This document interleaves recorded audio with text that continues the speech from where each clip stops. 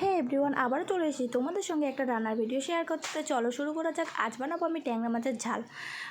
ঝাল বলাটা ভুল হবে, ট্যাংরা মাছের ঝাল করতে গেছিলাম কিন্তু ওটা হয়ে গেছে ঝোল। কিন্তু যাই হোক, ঝাল ঝোল একই হলো ব্যাপারটা, কিন্তু খেতে কিন্তু মন্দ হয়নি। চলো পুরো ভিডিওটা দেখো, তাহলে আমরা ব্যাপারটা বুঝতে পারবে। দেখো, সবার প্রথমে আমি যেটা করেছি সেটা হচ্ছে কড়ার মধ্যে পেঁয়াজ দিয়ে তার মধ্যে পরিমাণ মতো তেল দিয়ে পেঁয়াজটাকে ভালোভাবে ভেজে নেব। এর মধ্যে দেবো হচ্ছে আদা রসুনটাকে একটু ভেজে নেব যতক্ষণ না কাঁচা গন্ধটা থাকে। আদা রসুনটা ভাজার পর আমি অ্যাড করবো হচ্ছে জিরেটা দিয়ে আমি ভালোভাবে একটু ভেজে নিয়ে তারপর দেবো হচ্ছে টমেটোটা দিয়ে একটু ভালোভাবে নাড়াচাড়া করে একটু জল দিয়ে কিন্তু ভালোভাবে টমেটোকে সিদ্ধ হতে দেবো। দেখো, টমেটোটা একটু হালকা নরম হয়ে গেছে। এরপর কিন্তু আমি সমস্ত মশলাগুলো একে একে অ্যাড করব। যেটা হচ্ছে হলুদ দেবো, লবণ দেবো, লঙ্কা গুঁড়ো দেবো, আর যেটা দেবো সেটা হচ্ছে রেড চিলি পাউডারটা দেবো হচ্ছে কালারের জন্য। রেড চিলি পাউডারটা দিলে না কালারটা একটু খুব সুন্দর আসে, তার জন্য দেবো।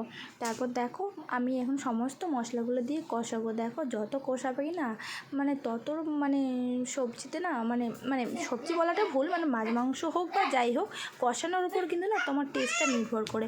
এরপর দেখো, আমি মশলাটা সমস্ত রকম কষাবো, আর দেখো যতক্ষণ না তেল উপরে উঠে আসে ততক্ষণ আমি কষাবো। আর দেখো, আমার কষাতে দেখো তেল উপরে উঠেছে।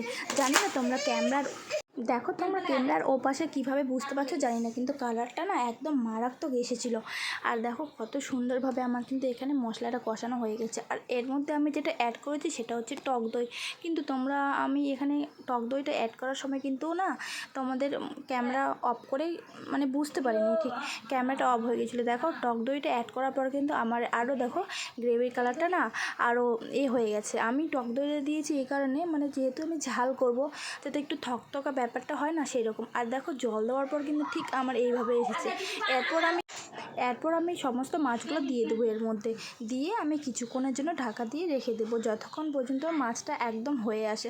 আর দেখো, শেষ পর্যন্ত আমার মাছটা কিন্তু এরকম হয়েছে।